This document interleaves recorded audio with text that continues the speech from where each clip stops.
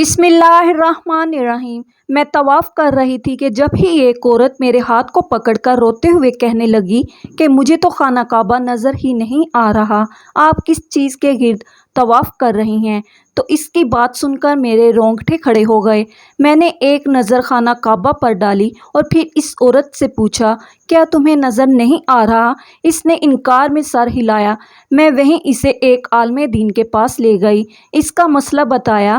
عالم دین نے اسے کچھ سوال جواب کیے اور پھر ایک ایسی بات بتائی جسے سن کر میرے قدموں تلے سے زمین نکل گئی، کیونکہ وہ عورت تو یہ کہانی ایک ایسی عورت کی ہے جو مجھے اس دنیا کے سب سے پاکیزہ اور مقدس مقام پر ملی ہے، لیکن یہ اس کی بدقسمتی ٹھہری کہ اتنی پاکیزہ جگہ پہنچ کر بھی اس کے نصیب میں وہ خوش قسمتی نہیں لکھی تھی جس کے لیے ہر مسلمان بچپن سے اپنے دل میں آرزو رکھتا ہے۔ اس کا رونا اور اس کی بے بسی مجھے آج بھی یاد ہے۔ یہ آج سے تقریباً 10 سال قبل پرانی بات ہے کہ میں اپنے شوہر کے ساتھ حج کے لیے سعودیہ عرب پہنچی تھی۔ میری ہمیشہ سے آرزو تھی کہ میں حج کا فریضہ ادا کروں، اور پھر جب میرے شوہر کو کمپنی کی طرف سے حج پر بھیجا جانے لگا تو میں نے بھی ساری جمع پونجی لگا کر ان کے ساتھ اپنا بندوبست کر لیا۔ اپنی سرزمین کو الوداع کہتے ہم دونوں لبیک کی صدا لگاتے سعودی عرب کی پاک سرزمین پر قدم رکھ چکے تھے۔ ہم ایک ٹریول ایجنسی کے ذریعے گئے تھے اور اس ایجنسی کے ساتھ اور بھی لوگ تھے۔ اس میں ایک درمیانی عمر کی عورت بھی تھی جو بہت ہی خوبصورت اور پیاری تھی۔ اس کی باتیں بھی دل مول لینے والی تھی۔ وہ بہت خوبصورت انداز میں دین کی باتیں کرتی تھی۔ وہ بھی اپنے شوہر کے ساتھ ہی یہاں آئی تھی، اسی لیے میری اس کے ساتھ کافی بات چیت ہو گئی، کیونکہ ہمارا ہوٹل کا کمرہ بھی برابر کا ہی تھا اور ہم دونوں کا تعلق بھی ایک ہی شہر سے تھا۔ ہم ایئرپورٹ پر ملے تھے اور پھر وہاں سے ایک ہی گاڑی میں سوار ہو کر ہوٹل پہنچے تھے، جبکہ باقی لوگ جو اس گروپ کا حصہ تھے وہ مختلف شہروں سے تھے اور ان کی زبانیں بھی الگ الگ تھیں۔ کوئی پنجابی بول رہا تھا، کوئی بلوچی، جبکہ وہ اور میں ہم دونوں اردو زبان میں بات کر رہے تھے۔ فلائٹ کے بعد ہم سیدھے ہوٹل پہنچے۔ ہمیں کچھ دیر آرام کرنا تھا اور پھر ہمارے عمرہ کی ادائیگی کا سلسلہ شروع ہونا تھا۔ کچھ دن مکہ مکرمہ میں گزارنے تھے اور کچھ دن مدینہ منورہ میں۔ ہمارا یہ مبارک سفر مکہ کی پاک سرزمین سے شروع ہوا تھا۔ ہم لوگوں نے پلان کیا کہ 4 گھنٹے آرام کرنے کے بعد فجر کی اذان ہوتے ہی ہم حرم میں جائیں گے اور نماز فجر ادا کریں گے، پھر وہاں سے واپس جا کر عمرے کا سلسلہ شروع کریں گے۔ جو لوگ کبھی عمرے یا حج پر نہیں گئے ہیں، میں انہیں یہاں یہ بتاتی چلوں کہ عمرہ کرنے کے لیے احرام باندھ کر ایک خاص مقام سے خانہ کعبہ تک آنا ہوتا ہے اور پھر ہی عمرہ شروع ہوتا ہے۔ اسی لیے ہم نے پہلے نماز فجر کی ادائیگی کا سوچا تاکہ درمیان میں کسی نماز کا وقت نہ ہو اور ہم آرام سے یہ سفر مکمل کریں۔ 4 گھنٹے ہم لوگوں نے اپنے اپنے کمروں میں آرام کیا اور پھر اس کے بعد ہم ایک ساتھ ہی حرم کے لیے نکل پڑے۔ ہمیں ٹریول ایجنسی والوں نے ایک جیسے یلو کلر کے اسکارف دیے تھے تاکہ ہماری شناخت ہو سکے۔ میں نے بھی وہ اسکارف پہن لیا اور اس عورت نے بھی، جبکہ ہمارے شوہروں نے پیلے رنگ کا ہی بیگ گلے میں ڈالا ہوا تھا۔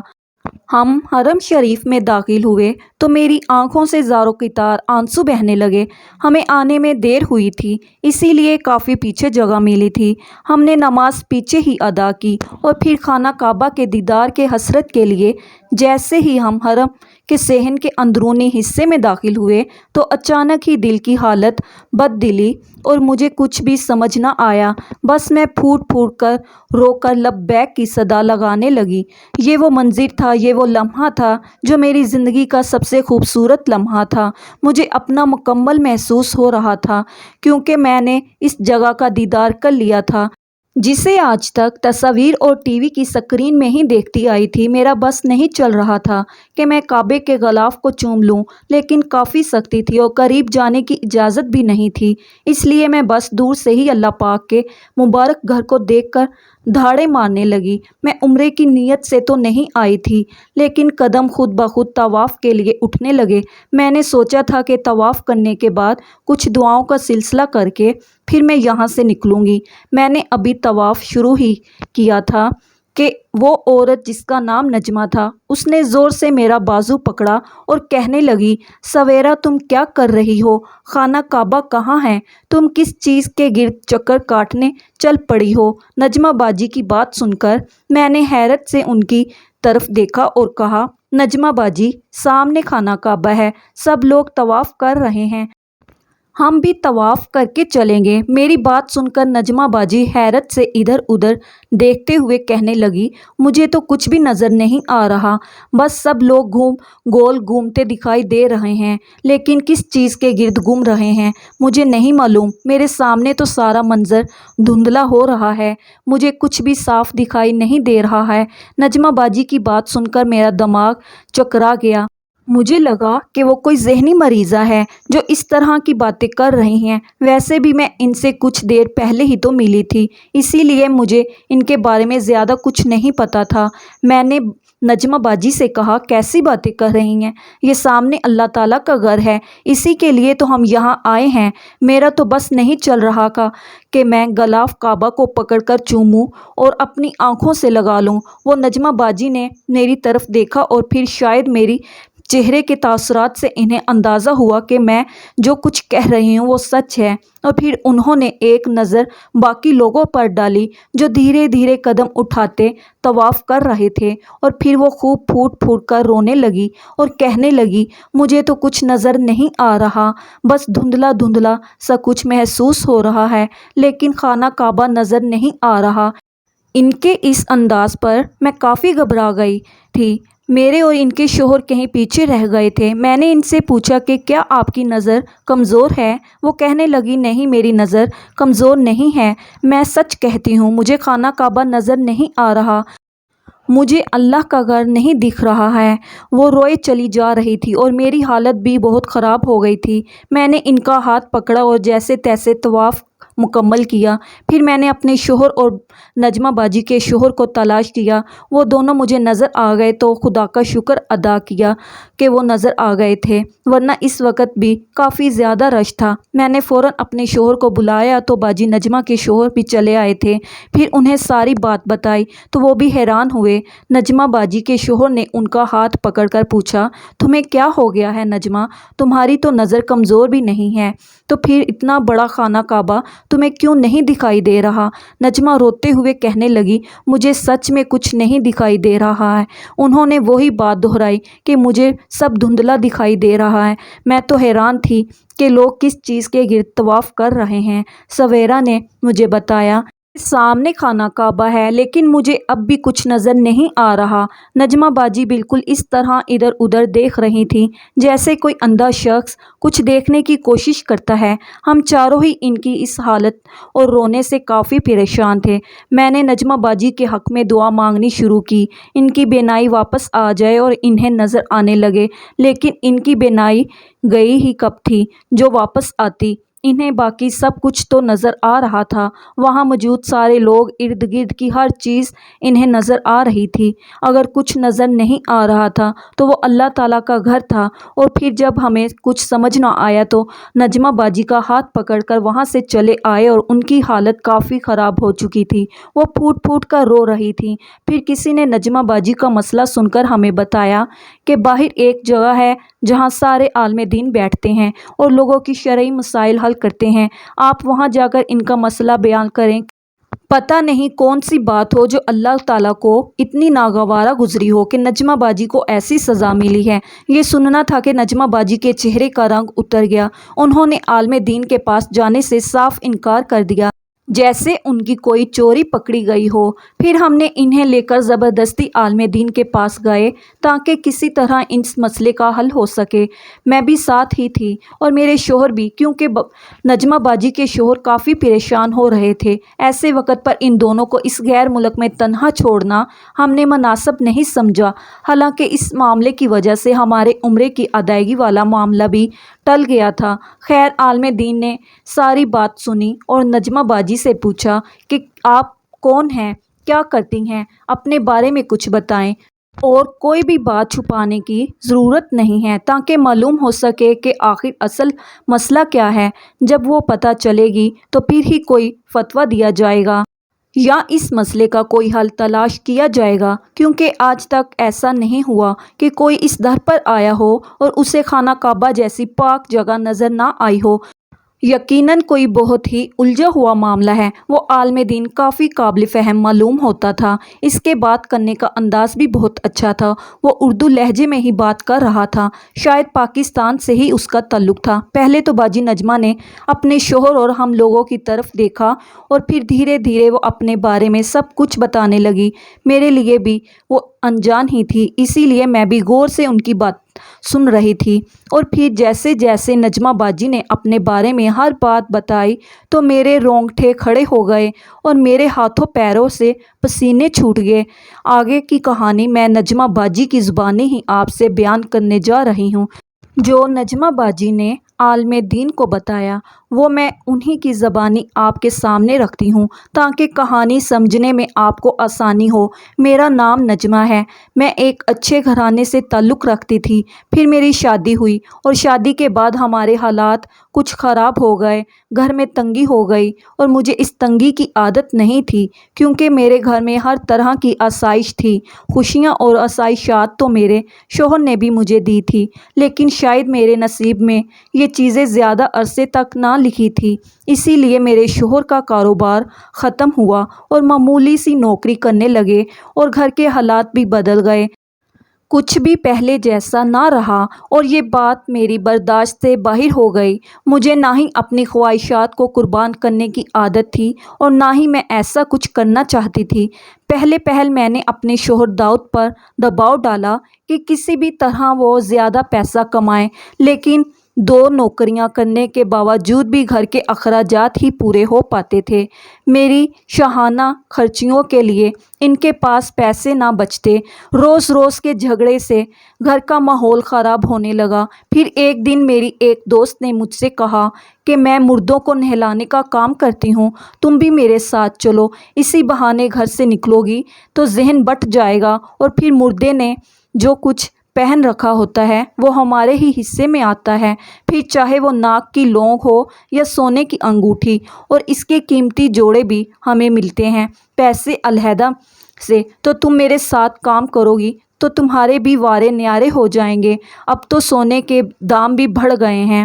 پچھلے ہفتے تو ایک میت نے سونے کا کڑا پہن رکھا تھا، میں نے تو فوراً اسے اتار لیا اور پھر وہ میرا ہو گیا۔ یہ کہہ کر وہ بڑی خوش ہوئی تھی اور میں یہ سن کر ہکا بکا رہ گئی تھی۔ مجھے معلوم نہیں تھا کہ مردوں کو نہلانے والی عورتیں مردے کے جسم کا سونا یا زیورات وغیرہ خود رکھتی ہیں۔ میں نے اپنے شوہر سے بات کی اور داؤد سے کہا کہ میں آپ کا ہاتھ بٹانا چاہتی ہوں، اسی لیے میں یہ کام کرنا چاہتی ہوں۔ پھر نیکی کا کام ہے۔ میرے شوہر نے حامی بھر لی، کیونکہ انہیں اس کام میں کوئی برائی نظر نہیں آئی تھی۔ عورتوں کو غسل ہی تو دینا تھا، ان کی نظر میں یہ نیکی کا کام تھا۔ دراصل داؤد ایک بہت ہی اچھے اور نیک انسان تھے۔ انہوں نے مجھے کبھی کسی نیک راستے پر چلنے سے نہیں روکا تھا۔ یہ تو میرے اندر کی ہی لالچ تھی جس نے مجھے غلط راستوں پر ڈال دیا تھا۔ اس دن کے بعد میں اپنی دوست کے ساتھ مل کر میت کو غسل دینے کا کام کرنے لگی۔ میری دوست نے ٹھیک ہی کہا تھا، کافی زیادہ پیسے بھی ملتے تھے اور جو کچھ میت نے پہن رکھا ہوتا وہ بھی ہمیں ہی ملتا۔ میری دوست زیادہ تر بڑے علاقوں میں یہ کام کرنے جاتی تھی۔ اس نے ایسے ہی تعلقات بنائے تھے کہ بڑے علاقوں کی میتوں کے لیے اسے بلایا جاتا تھا، اسی لیے رقم بھی کثیر ملتی تھی۔ میں اس کے ساتھ سارا شہر گھومنے پھرنے لگی اور اس طرح گھر کی چک چک سے بھی میری جان چھوٹ گئی اور پرس بھی پیسوں سے بھر گیا۔ داؤد بھی پرسکون ہو گئے تھے کہ میں ایک اچھا کام کر رہی ہوں، اب انہیں بھی گھر کے حالات کی وجہ سے پریشان نہیں کرتی ہوں، اور میں اور میری دوست روزانہ تقریباً دن میں 2 جگہ جاتے اور اچھے خاصے پیسے بن جاتے۔ پھر ایک دن میں نے اپنی دوست کو ایک عجیب حرکت کرتے دیکھا۔ دراصل کچھ عرصے سے میں یہ بات نوٹ کر رہی تھی، لیکن اس دن میں نے کچھ زیادہ ہی اس معاملے پر غور کیا تھا۔ میری دوست اکثر میت کو غسل دینے کے بعد مجھے کسی نہ کسی کام سے باہر بھیج دیتی اور پھر جب میں واپس جاتی तो सब कुछ नॉर्मल होता था, लेकिन ये बात मुझे बड़ी अजीब लगती थी कि हर बार कुछ ना कुछ ऐसा होता था कि जिसके लिए मुझे तन्हा छोड़कर बाहर निकलना पड़ता था। अजीब बात तो ये थी कि अमीर लोग गुस्ल के वक़्त मैयत के करीब भी नहीं होते थे, जबकि हम जैसे मिडिल क्लास या गरीब लोगों में मैयत के वक़्त कोई ना कोई बहन, बेटी या माँ मैयत के पास मौजूद होती थी। लेकिन ये अमीर लोग तो मैयत को हमारे आसरे छोड़कर मेहमानों में मगन हो जाते। इन अमीरों की दुनिया हमारी दुनिया से काफ़ी मुख्तलिफ थी। इसीलिए जब मुझे अपनी दोस्त पर शक हुआ तो मैं कमरे से बाहर तो निकली, लेकिन फिर जल्दी अंदर लौट गई। ये देखकर हैरत से मेरी आंखें फटी की फटी रह गई कि मेरी दोस्त ने अपने पर्स से कुछ निकाल कर मुर्दे की ज़ुबान के नीचे रखा था। मैंने घबरा कर पूछा, फ़रीदा, ये क्या कर रही हो? मुझे देखते ही उसके चेहरे का रंग पीला पड़ गया।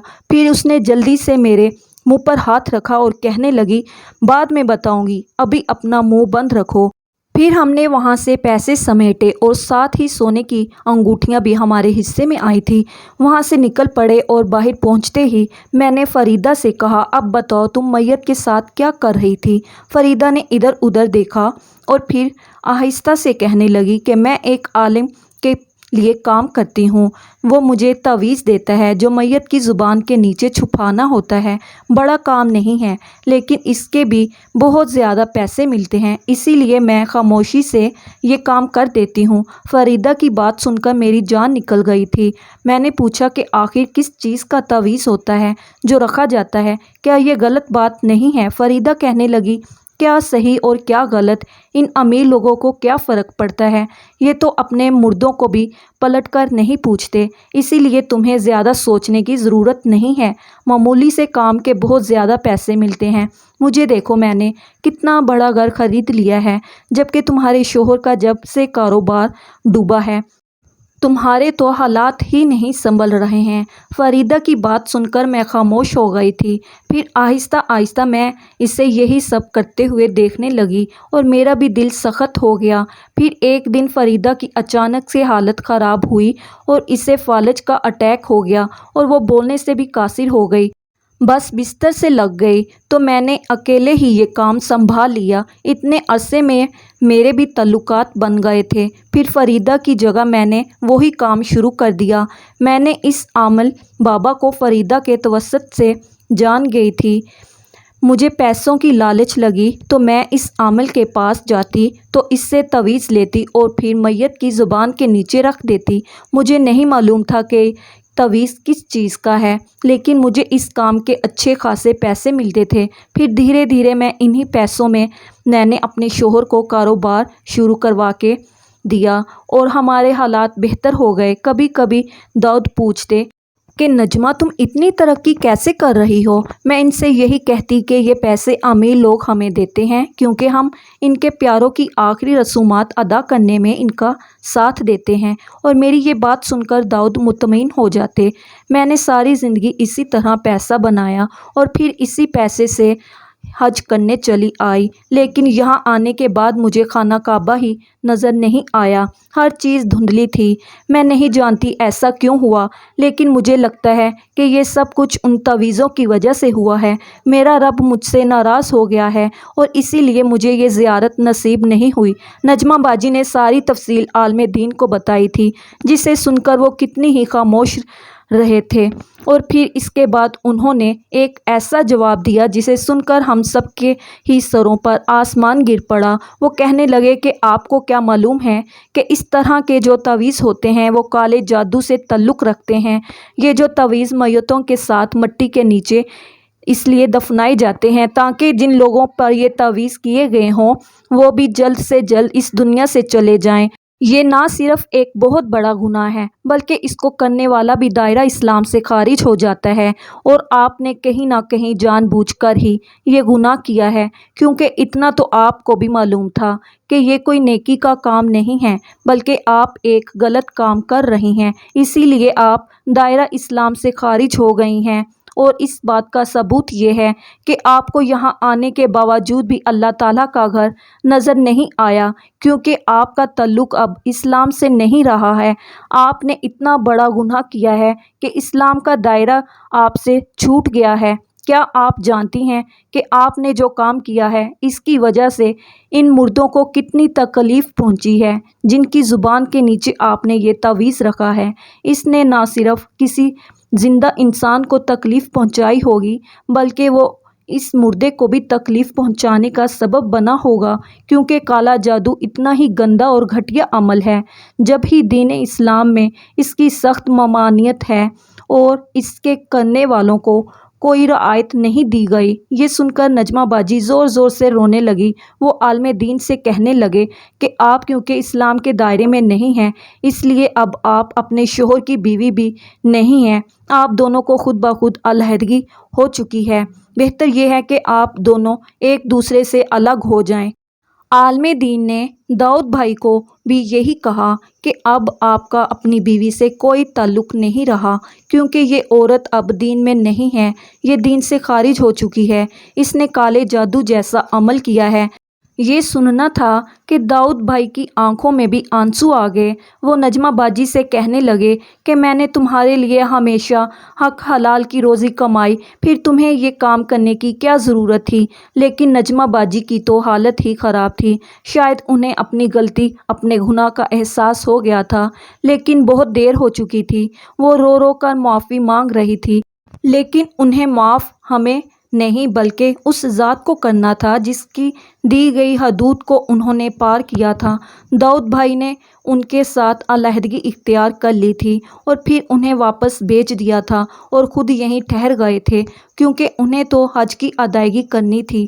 میں نے اور میرے شوہر نے بھی حج کا فریضہ مکمل کیا تھا، لیکن یہ وقت ہمارے لیے بہت ہی مشکل تھا، کیونکہ میرے ذہن میں نجمہ باجی ہر وقت گھومتی رہتی تھی۔ ان کی تکلیف اور ان کا رونا اور جو گندا عمل انہوں نے کیا تھا، اسے سوچ کر میں اکثر آنسو بہاتی تھی۔ پھر میرے شوہر نے مجھے سمجھایا کہ اللہ تعالیٰ نے ہمیں کچھ حدود اور ضابطے دیے ہیں، اگر ہم ان کی پاسداری نہیں کریں گے ہم خود بخود دین اسلام سے خارج ہو جائیں گے، اسی لیے ہمیں پوری تعلیمات حاصل کرنی چاہیے اور کوئی بھی قدم اٹھانے سے پہلے یہ ضرور سوچنا چاہیے کہ ہمارے اس قدم سے کہیں ہمارے ایمان کو نقصان تو نہیں پہنچے گا۔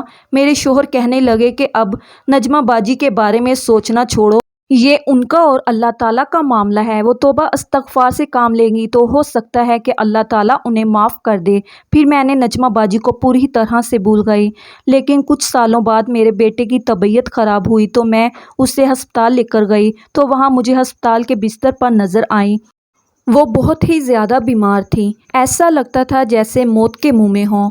میں ان کے پاس گئی تو وہ مجھے دیکھتے ہی پہچان گئیں، میرا ہاتھ پکڑ لیا، مجھ سے بات کرنے لگی اور پھر ان سے بات کر کے مجھے پتہ چلا کہ وہ کافی عرصے سے زندگی اور موت کی جنگ لڑ رہی ہیں، لیکن نہ ہی ان کی تکلیف ختم ہوتی ہے اور نہ ہی وہ صحیح ہوتی ہیں۔ ان کی توبہ بھی شاید ان کے کچھ کام نہ آئی تھی۔ نجمہ باجی نے مجھے بتایا کہ ان کی دوست کا بھی یہی حال ہے، پہلے اسے فالج ہوا تھا اور ساتھ ہی ہارٹ اٹیک ہو گیا، وہ بہت ہی اذیت میں ہے، اس کی بہو نے اسے زنجیروں سے باندھ رکھا ہے، وہ چیختی چلاتی ہے، روتی ہے، لیکن کوئی اس کی چیخو پکار نہیں سنتا۔ نجمہ باجی روتے ہوئے کہنے لگی کہ شاید میرا بھی انجام ایسا ہی ہونا ہے، داؤد نے تو مجھے اسی وقت چھوڑ دیا تھا، جبکہ میری حقیقت جان کر میرے بہن بھائیوں نے بھی مجھ سے منہ پھیر لیا، میں اس دنیا میں بالکل تنہا رہ گئی ہوں، وہ پیسہ بھی میرے کچھ کام نہ آیا جو میں نے اس گناہ کے کام سے کمایا تھا۔ میں نے ان کے سر پر ہاتھ رکھ کر ان کے حق میں دعا کی کہ اللہ تعالیٰ انہیں معاف فرما دے اور واپس لوٹ آئی۔ اس بات کو کئی سال گزر چکے ہیں، لیکن جب بھی مجھے وہ یاد آتی ہیں تو میرے رونگٹے کھڑے ہو جاتے ہیں۔ اب میں چھوٹے سے چھوٹا کام بھی دین کی تعلیم حاصل کر کے کرتی ہوں کہ کہیں مجھ سے بھی کوئی بھول چوک نہ ہو جائے۔ میں آپ لوگوں سے بھی یہی کہنا چاہتی ہوں کہ کبھی کسی گناہ کو چھوٹا یا معمولی نہ سمجھیں، کیونکہ یہ چھوٹے چھوٹے گناہ ہی ہمارے دل کو پتھر کرتے ہیں اور پھر ہم لوگ گناہوں کے دلدل میں اتر جاتے ہیں۔ کچھ گناہ معاف ہو جاتے ہیں، کچھ کی تلافی ممکن نہیں ہوتی، ایسا نہ ہو کہ ہمیں بھی بعد میں پچھتانا پڑے، اسی لیے پہلے ہی سوچ سمجھ کر قدم اٹھائیں۔ یہ دنیا ایک عارضی ٹھکانہ ہے، یہاں لالچ میں پڑ کر اپنی آخرت کو خراب نہ کریں۔ اللہ تعالیٰ ہم سب کو دین کے راستے پر چلنے کی ہدایت عطا فرمائے، آمین یا رب العالمین۔